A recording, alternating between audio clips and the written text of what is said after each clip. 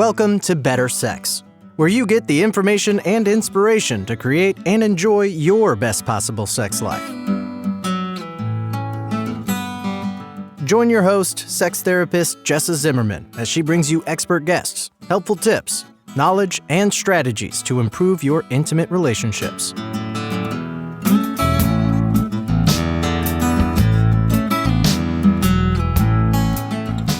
And now, your host, Jessa Zimmerman.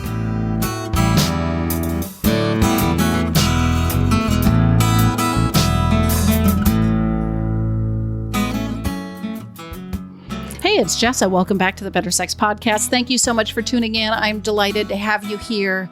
And if you have not yet seen my new webinar about how to enjoy physical intimacy without just the expectation and the pressure and the obligation to have sex, aimed at any of you who have lower desire than your partner and maybe even feel like you've got little to no desire, it's all about really helping you cultivate your desire for sex. Not about having more sex, but about actually wanting sex, because that's really going to be crucial to create a sex life that is enduring. So that is my passion. That's where I've been going lately. If you would like to sign up for that, you can go to intimacywithease.com/masterclass and give that a watch. It's about an hour long. Hopefully you will enjoy it. Today's guest is Rachel Duffy, a friend, colleague of mine who is a parenting coach. And you might be thinking, why in the world are we talking about parenting on a sex podcast? But the reason is because it's one of the big four topics that couples struggle with. One of the other ones is sex, but money, parenting, and in-laws. And the thing is, if you are struggling with your partner over parenting issues, over how to manage the kids, over how to respond to them, over how to raise them, then it is likely having an impact on your relationship in general and certainly on your sex life, at least over time. So we're going to dive into this about what do you do if you have differences with your partner over parenting so that you can feel like teammates and have each other's back. Not that you have to agree 100%, but so this can stop being a barrier potentially to your sex life. So that's what we're talking about. I think you're going to learn a lot from Rachel.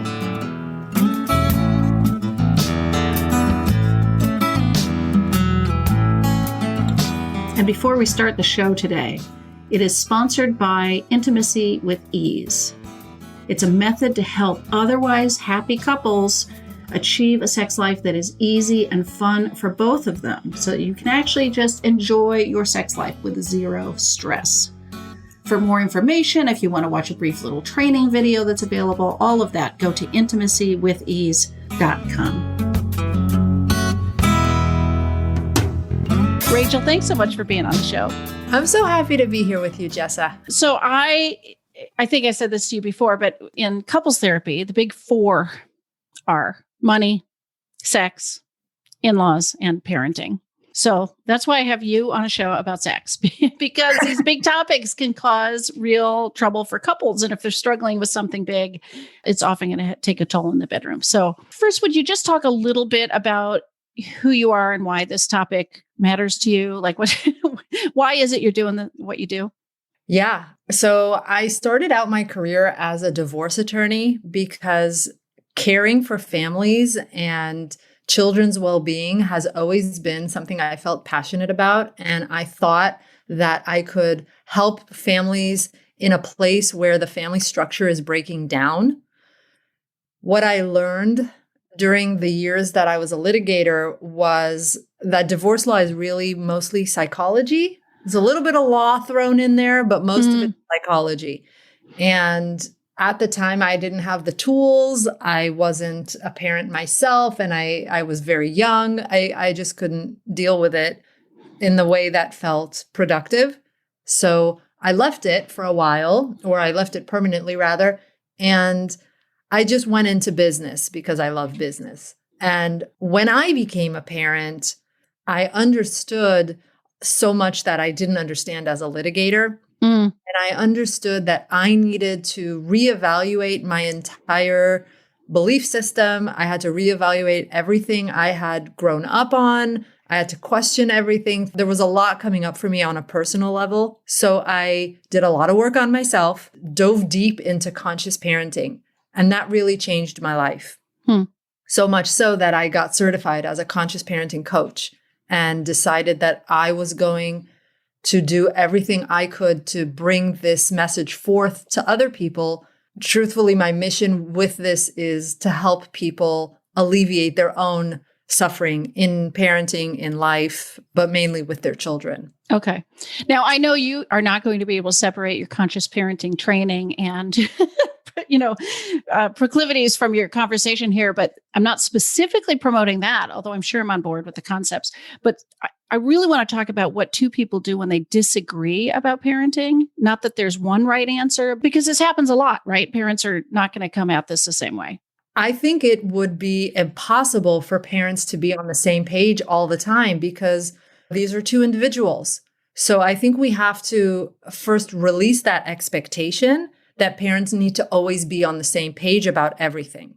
And even though I'm sure when people come together to enter a marriage, to enter parenthood, sure, they have, I'm sure, a lot of common values and beliefs and ideas about child rearing. But at the same time, as we evolve as humans, as adults, and things come up with our children that we can't predict and we can't expect. So those things bring with them challenge. I mean, really, if there is one thing I could guarantee you in a marriage, in parenting, and in life, it's that you're going to experience problems and pain and setbacks and friction and disconnection. Yeah. So welcome to life. So yes, I think it not only is it common, it is normal. Right. And no amount of conversations, like I remember somebody told me, I won't say who, we talked all about this stuff before we got married, thinking that they could anticipate everything and get it all worked out, going in. And so they wouldn't have trouble down the road. But that's not the way it works. It's impossible to do that because, to think that you could control how things are going to unfold is the way to set yourself up for a major disappointment. Yeah. I was just talking to clients about this week, actually. How much do people need to be on the same page versus how much is it okay that one parent does, parent A does it different than parent B? Because we can't be totally different, right? I mean, like I was, but I'm sure it's not like a formula. That's a really interesting question. And I get this a lot from parents because when I work with parents, sometimes both parents come to me, but oftentimes only one parent is coming to me. Right? And then I work with one parent and then they're telling me, okay, my spouse is doing the opposite of all of this. Right. And then they worry, is this messing up the kids? Is it confusing the kids? What kind of implications does this have? And the truth is, I think we can trust our children a tiny bit with experiencing different things from different parents. So you're right. It can't be completely one parent is doing one thing and another parent is doing a complete opposite thing all the time. Right. I can tell you from my personal experience, there were years where I was on one path with my parenting and my husband was not on the same page with me at all. And he did something different. Right. And I had to navigate that with my kids and tell them, yeah, I know dad does it this way and I do it this way. So that's actually something we can model for the kids, that we can have two different ideas, that we can still be in partnership and teammates and love each other and not necessarily agree. I think as long as it's conveyed without judgment on the other parent. Yeah. Right. Right? Because in our house, it was around punishment and discipline. I had my way and my husband pretty much came from the opposite direction. I disagreed with him. Mm-hmm. But at the same time, I trusted that my kids were going to come out okay, being exposed to these different styles and different things were going to come out of it. They were going to have one relationship with me and a different relationship with my husband, and that was okay. Yeah. It occurs to me some of the trouble could be, kids playing one parent against the other. I mean, because when they can tell there's a distance, like, oh, I can get in there and I have wiggle room now, potentially. There's got to be a certain amount of alignment, even if you see it differently, right? That's absolutely true. And so for us, the way we navigated that part and the way I say with my clients is, look, if your spouse said no screen time right now, and you think that wasn't the right time to give that message, you're going to have to eat that. Don't play into it yourself, right? If you create that gap, and you say, no, I'm going to say the opposite of my spouse. Sometimes this happens by mistake. That's okay. But, as a rule, I stand behind what my spouse says. And then later I can take it up with him and say, hey, you know what? Next time this comes up, I wasn't comfortable with how this was handled. I think we could have done something else. So don't intervene in the moment or under what people would consider undermining each other, right? In front of the kids, unless it's somehow an emergency or urgent, right? Yeah. Or sometimes it happens by mistake, but as a rule, yes. Yeah. Okay. So there's room for kids to see us as two different parents with two different sets of approaches, that there are differences. This isn't going to, totally confuse them or something. It's going to make some sense. I don't think it's confusing. I think on the contrary, I think it's realistic. And sets them up with a realistic blueprint of what a marriage looks like. And also, I think it's empowering for them. Here is my approach. Here is, your father's approach. And ultimately, you get to choose what your approach is going to be when you're a grown-up, and it might be something completely different. Okay. So for somebody that is concerned, like, wow, I've got all these ideas about parenting and my partner's doing it differently. Should they try to talk to their partner? How should you approach some of these difficulties if it actually concerns you? Like, my kids now are grown, but I remember having those feelings. Like, you're actually never physically damaging the kids, nothing like that. But thinking getting angry or something is going to cause them harm. And I was super upset about this. And I didn't know how to talk about it with my partner at the time. I've been there too. And I had to really get super grounded in myself and remind myself, A, my children are more resilient than I give them credit for. Mm-hmm. B, so am I. And so is my marriage. And, I think sometimes we need to take a longer view on things than what we see in the moment, where, things are heated and you have big feelings about something. So first of all, I always gave myself some time to sit with it. And if it's really something that bothers me, sure, I would talk to my husband about it, but it was never from a place of, I need to convince you because you're wrong and I'm right. Mm. It was more from a place of, this is my worldview on this topic. This is how I see it. And I think what you're doing could be interpreted in this way by our children, and I don't feel super comfortable with it. But again, it was never from an attachment to, you need to change how you're behaving.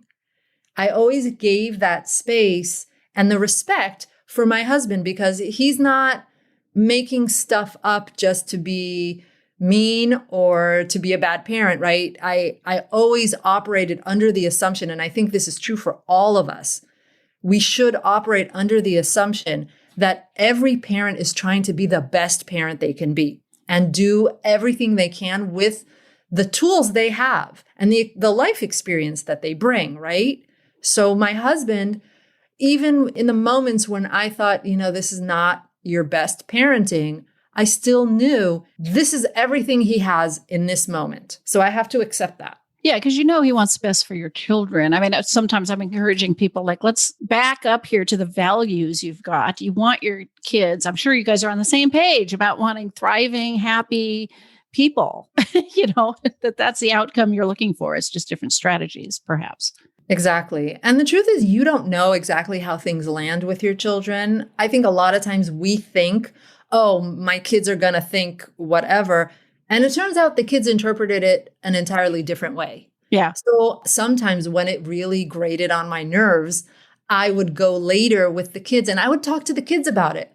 What did you think about what dad said? How did that make you feel? Again, very careful. I was going to say, boy, you'd have to be careful not to be throwing your... Yes. Right. I never threw him under the bus. Again, because before I opened my mouth, I remember my husband is doing the best he can. And he is, in fact, an incredibly devoted husband, father, person, right? So he is, that's why I married him in the first place. So, I would at least open up a space where my children could talk about their feelings, and I wouldn't say anything about it. All I wanted was for them to have a place to express feelings. That's it. And then I walk away. Yeah. And it strikes me that it's actually way more harmful to the kids to throw your partner under the bus or to speak badly about them or to be shaming or blaming or whatever. What you demonstrate in your relationship with your partner in terms of respect and everything else is going to have way more impact on the kids than whether somebody punishes or takes away their allowance or whatever, right? 100%. I think we often underestimate the blueprint that we're setting them up for. We think, oh, I'm going to teach them this and this and this lesson without really understanding what we're modeling for them. Yeah.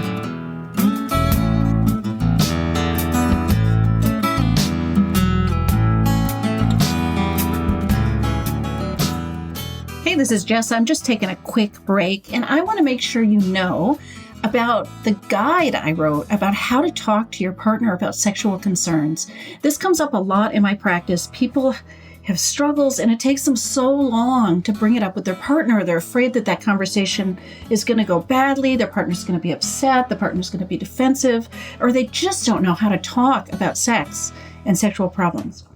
Common problem. So I wrote this guide that really helps you address this. It helps you prepare for the conversation, how to introduce the conversation, and then tips about how to actually get through the conversation so that you can change things with your partner as a team. If you are interested in this guide, you can find it at bettersexpodcast.com/guide.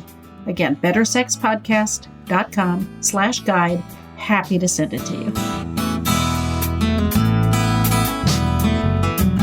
So how much in your work with people do you have to take apart how they were raised? That's our first blueprint for parenting, right? And plenty of people don't necessarily even question it. Like, it must be good. My parents did it. I came out okay. That's what, like, we don't even think to wonder if any of this could be improved or, done differently, right? Right. And I think this, for me personally, I was always a critical thinker. I question everything. So for me, I questioned the ways in which I was raised.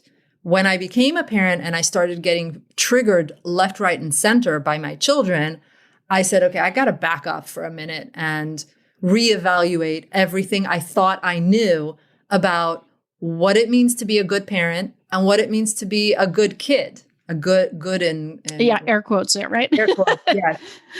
And I had to really question that. And if you don't question that, then yes, you fall into this autopilot pattern of either you do exactly what your parents did, or you think you're doing something completely different because, we all think we want to take the good from our parents and leave the bad, but you can't. You can't just pick and choose. You end up repeating everything unless you become aware of those patterns and unless you've done some of the work to understand how it replays and manifests in your own life. All right. So what are some of the really hot topics that parents will disagree about? I could talk about, in terms of parenting issues, pick a few favorites or the biggest ones that come up the most commonly. How to correct behavior is, I would say, the top, because parents disagree on what is the right course of action. This ties in with the question of how to set boundaries and what are boundaries, how to set them, how to enforce them, how to correct unwanted behavior. I would say that is one of the biggest landmines between parents. Mm-hmm. Education is another one. What kind of school, what after school, what do we expect of our children now and in the future in that regard? And I think in general, there is often a mismatch between parents' expectations of how kids should be. And that creates conflict between the parents. Right. So how do people handle that if they've got two different views about how we're going to impact behavior? I mean, so here's where I'm thinking, okay, you've got some ideas about the most effective and least stressful ways to correct behavior, I'm sure. But if two people see that differently, how should they take that apart? Or do they? Are we back to where, oh, you do you, I do me, we're okay that we do this so differently? So most people, I would say, would not be okay with you do you and I do me. Okay. Most people don't take that approach. I think in general, and this is true for any parenting challenge or struggle, people first look to put out the fire. They look for a tip, a strategy, a trick, a script, something. So oftentimes we'll either buy a book on parenting that addresses a particular issue we're facing, or we ask a parent, a fellow parent, or we ask the advice of our own parents. We just kind of look for a quick fix. What do I do? Tell me what to do and I'll do it. And that works to some degree. It works in the short term. Sometimes it doesn't work at all, but it can work in the short term. The problem with that approach is that if you don't also do the deeper work of understanding why your child is behaving the way they're behaving and why it bothers you so much, then you will ultimately end up either back in square one or worse. Oh, so that could be a difference too, right? It bothers me so much and it doesn't bother you, right? Between parents, why is this such a big deal to you? Why are you getting so upset? Absolutely. And that has to do with the fact that we are different people. And what triggers me or bothers me is not going to bother you. And then that begs the question, okay, why isn't it bothering you? Mm-hmm. Or on the flip side, why does this bother you so much? Like, relax. Can you give an example? I would say I have many clients with teenagers. Teenagers are notoriously slobs, right? They come home, they throw the backpack on the floor, shoes are somewhere in the hallway, coat is thrown on the sofa. They prepare themselves a snack, which is already like major, but they left everything on the kitchen counter. Right. One parent just walks by and doesn't even notice that there's, stuff to pick up everywhere. The other parent is having a fit. The other parent is constantly picking up and with every pickup getting more and more frustrated and upset. Yeah. So that's an example of, one parent is like, relax, dude, it's fine. Like, so what? So it wasn't, things aren't perfectly tidy in our house. And the other parent is, don't you see everything all over the place? So that's an example that I see a lot with my clients. So how do they build compassion for each other or teamwork, I guess, especially, if one person's triggered by something like that?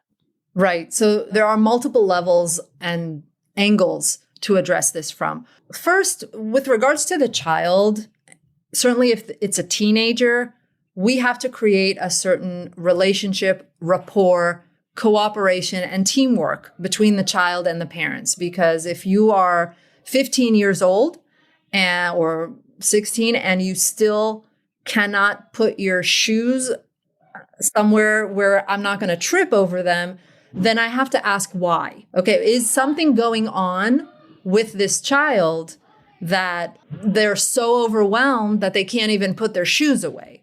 Sometimes the answer is yes, something's going on with the child and we have to address that. Sometimes the answer is no. And then we have to keep digging and asking, okay, what is going on at the level of family connection that the child won't even cooperate on this very minor issue? So there are a lot of levels that we can look into it with regards to what is happening for the kid and what is happening in the relationship between the parent and the kid. Then we also have to look at the parent. Right.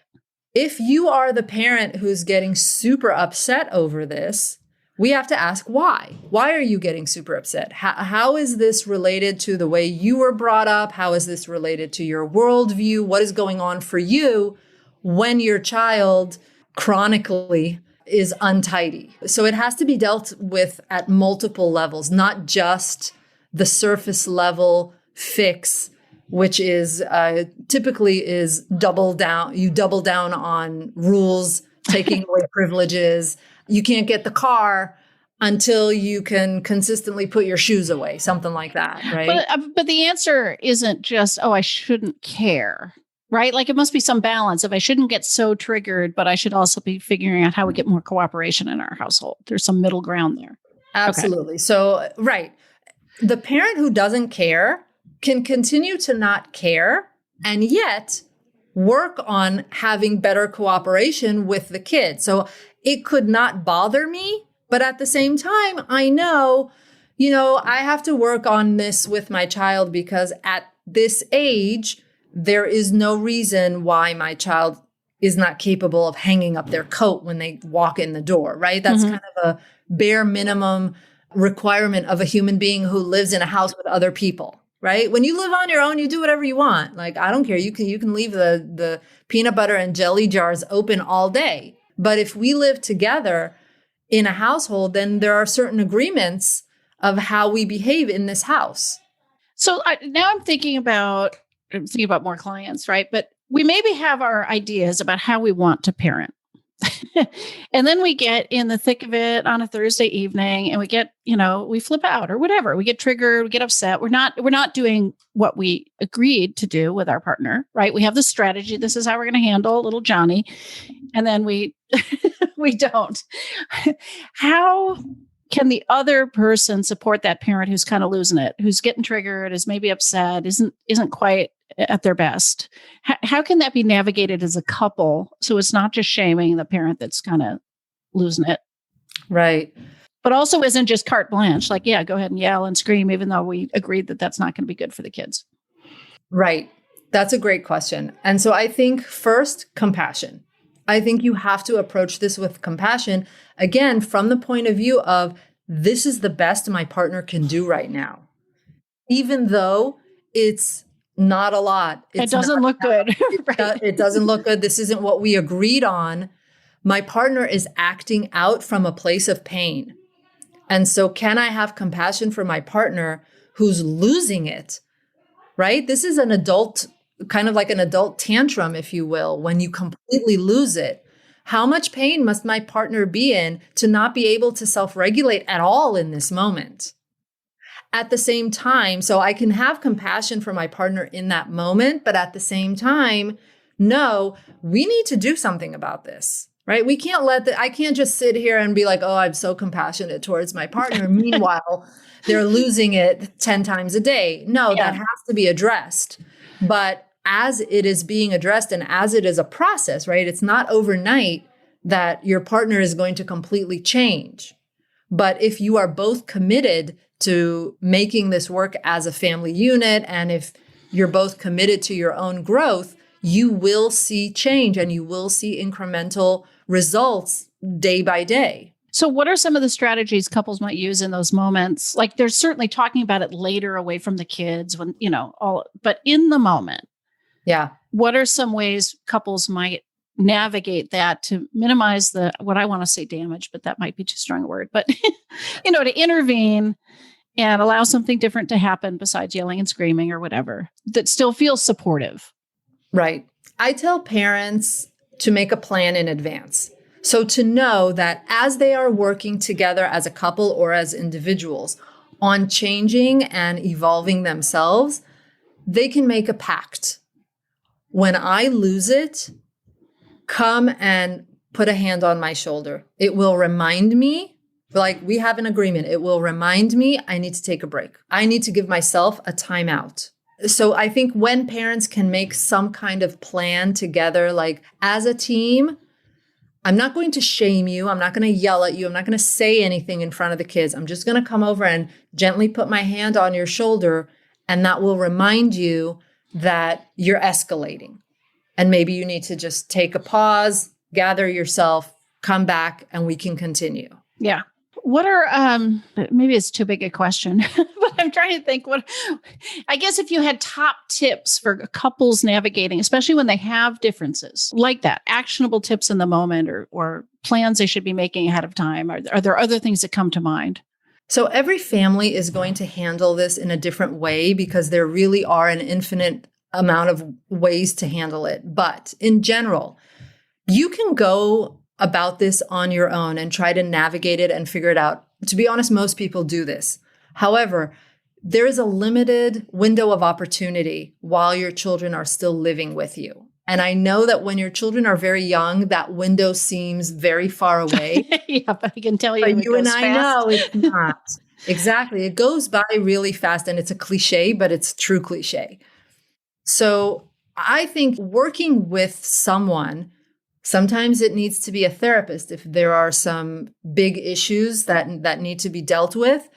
But most of the time, for most families, a coach is enough to help parents navigate with each other, navigate with their kids. It's not just because you can't see your own blind spots. You can't. None of us can. It's also a tool that will accelerate the pace at which you make progress. Because if you do it alone, you can do it alone. But, what if it takes you 20 years? Meanwhile, your children have left the house. So it's kind of you'll do a really great job with your grandkids, right? Exactly. You'll be set yourself up to be an excellent grandparent. But if you want to have the impact in those critical years where your children are still living with you, and certainly if you've got teens, that window is very narrow. And there's probably a decade plus of damage control that we need to do.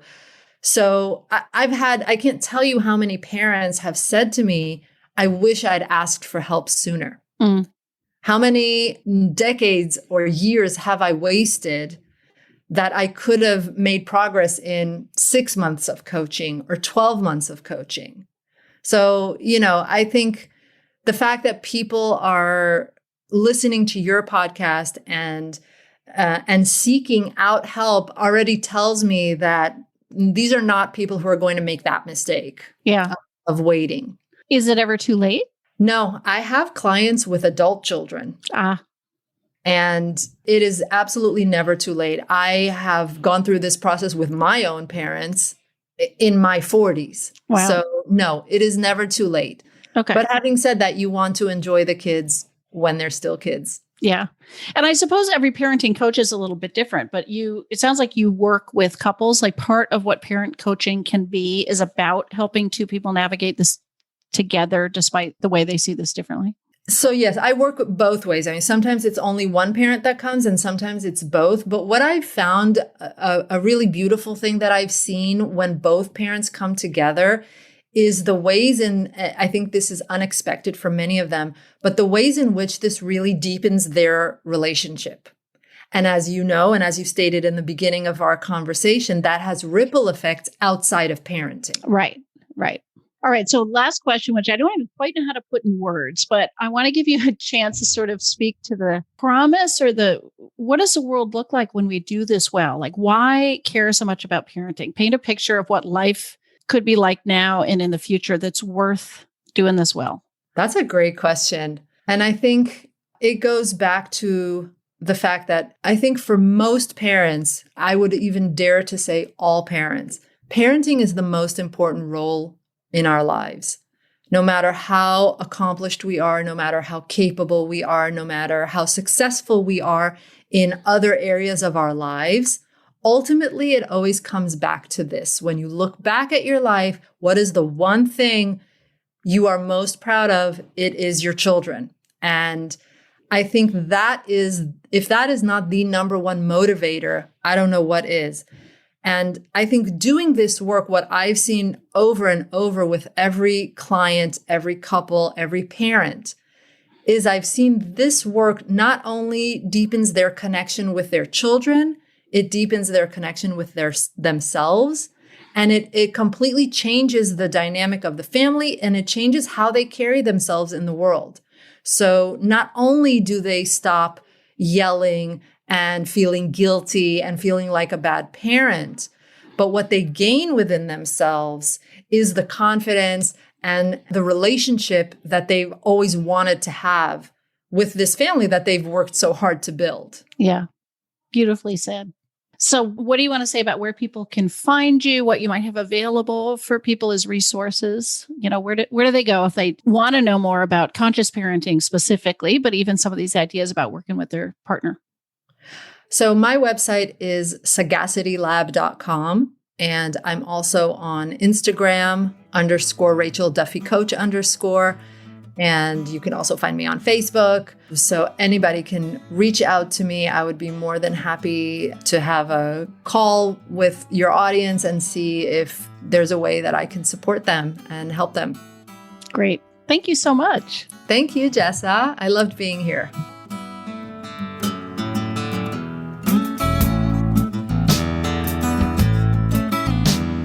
You've been listening to Better Sex. Please visit our website, bettersexpodcast.com, for show notes and additional episodes.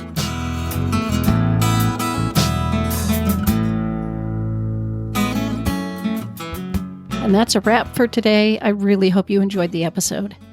If you are enjoying the podcast, if some of this material resonates with you and you would like to make a difference and make sure that this keeps coming out in the world once a week, ongoing, there are a couple things you could do to show your appreciation. The first would be to go to iTunes and rate and review the show. That really helps us be found by new listeners when you review the show on iTunes. You can find a link at bettersexpodcast.com/iTunes. The other thing I want to invite you to consider is becoming a Patreon. For a small monthly pledge, you get some benefits. So for $2 a month, you get advance access to every single episode. For $5 a month, you get a chapter of my upcoming new book. And for $10 a month, I host quarterly get-to-know-you and question-and-answer chats over the web, and you get invited to that. I would love to have your membership in that, become part of the Better Sex family. You can find a link at bettersexpodcast.com/Patreon, which is Patreon. Again, thanks for listening. I'm glad you're here. Feel free to comment, ask questions, get in touch. I'd love to hear from listeners. Thanks.